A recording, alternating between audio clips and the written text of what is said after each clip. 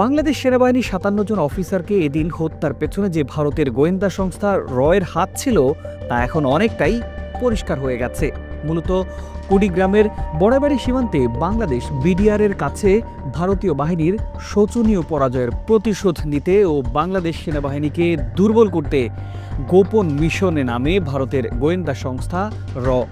তাদের এই দেশীয় বিভিন্ন এজেন্টের মাধ্যমে দীর্ঘদিন ধরে এই ছক আঁকে কুখ্যাত এই গোয়েন্দা বাহিনী ২০০৯ সালের ২৫ ফেব্রুয়ারি ঢাকার পিলখানায় বিডিআরের মধ্যে বিদ্রোহের নাটক সাজিয়ে সুনিপুণভাবে একে একে সেনাবাহিনীর ৫৭ অফিসারকে নির্মমভাবে হত্যা করে।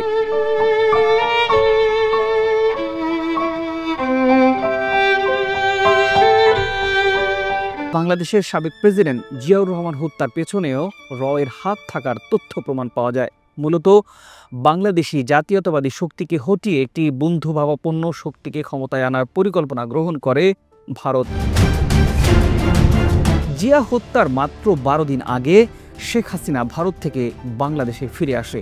এমনকি জিয়া হত্যার খবর পেয়ে শেখ হাসিনা ব্রাহ্মণবাড়িয়া সীমান্ত দিয়ে পাড়ি জমানোরও চেষ্টা করে তখন, কিন্তু সীমান্তরক্ষী বাহিনীর বাধায় তিনি সেই যাত্রায় পার হতে পারেননি। বিএনপি নেতা রুহুল কবির রিজভীও এই বিষয়টি নিয়ে অভিযোগ করেছেন, রয় প্রয়াত জিয়াউর রহমানকে হত্যা করেছে। বাংলাদেশের সাবেক অর্থমন্ত্রী শাহ এএসএম কিবরিয়া হত্যাকাণ্ডের পেছনেও ভারতের রয়ের হাত ছিল বলে ধারণা করেন অনেকেই।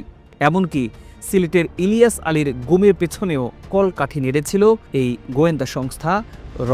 ভারতের ফারাক্কা বাঁধ নিয়ে প্রতিবাদ করাই যেন কাল হয়েছিল ইলিয়াস আলীর।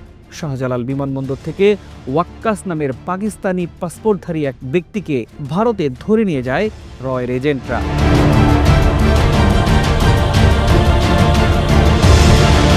এছাড়া বাংলাদেশের গার্মেন্টস সেক্টরে অস্থিরতা তৈরির জন্য এই রকে দায়ী করা হয়।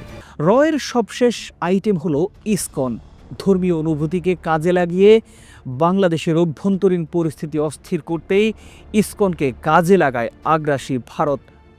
র নিয়ে একটা কথা প্রচলিত ছিল, যদি আপনারা ৩ জন ব্যক্তি কোথাও বসে কথা বলেন তাহলে তার মধ্যে অন্তত একজন রয়ের এজেন্ট বা ইনফর্মার হওয়ার সম্ভাবনা আছে।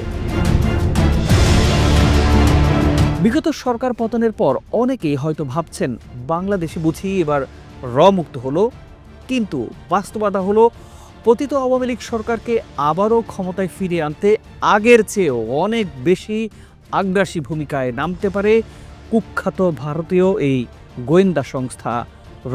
প্রিয় দর্শক, আজ এ পর্যন্তই। ভালো থাকুন, সুস্থ থাকুন, আমাদের চ্যানেলটি সাবস্ক্রাইব করে সাথে থাকুন।